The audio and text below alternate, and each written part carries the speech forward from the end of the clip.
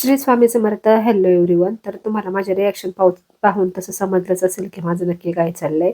पण चला पुढे तुम्हाला सांगतेच, पण ना त्या अगोदर मी सकाळी सकाळी ना डायरेक्ट भाजी आणि भाकरी करून घेतल्या. चपाती वगैरे काही केली नाही, कारण गव्हाचं पीठ मी मळायला घेतलं की मला अजून शिंका येतात आणि भयंकर अशी तब्येत म्हणजे खराब झालेली आहे कालपासून.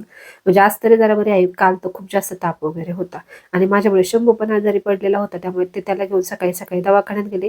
रातचं इकडं प्रोजेक्ट बनवायचं काम चालू होतं, मग त्याला म्हटलं तेवढा तुझा प्रोजेक्ट बनवून झाला की तो बेडरूम्स वगैरे आवरून घे. म्हणजे आपल्या महाराष्ट्रात एक अत्यंत दुःखद घटना घडलेली आहे, त्यामुळेच त्यांना आज सुट्टी आहे.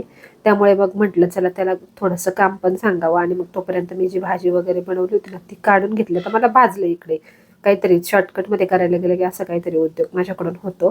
तर मी पटकन भाजी वगैरे काढून ठेवली आणि सगळं काही आवरायचं होतं मला, कारण किचन वगैरे. पण आज मी फक्त किचन पुसणार आहे, हेच तुम्हाला मी सांगते, काही धुणार वगैरे नाही, कारण भयंकरच म्हणजे डोकं सुद्धा दुखतंय सर्दीमुळे. आणि मग राजने सुद्धा बेडरूम मधला बऱ्यापैकी पसारा आवरला. आणि मी जी भांडी पडली होती ना, तर आज स्वयंपाक शॉर्टकटमध्ये होता, म्हणजे एकच भाजी आणि भाकरी.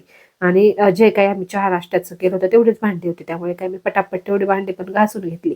आता कितीही आजारी असलो ना तरी आपल्या बाई माणसाला काही काम चुकणार नाही. म्हणजे एकदा घरातल्यांना खाण्यासाठी बनवलं ना, मग आपण जरा निश्चिंत होतं. मग माझं तेच आहे, मी कितीही दुखत असू दे माझं किंवा कितीही मी आजारी असू दे, मी पटकन अगोदर खाण्याची व्यवस्था करून ठेवते. मग बाकीचं काम नंतर कधीही केलं तरी चालतं. खाणं आणि किचन करून घेते. मग किचन मी फक्त आज पुसून घेतला. त्यानंतर ना भरपूर कचरा होता. आता काल तर जास्त तब्येत खराब होती, त्यामुळे काल पण फरशी पुसली नव्हती.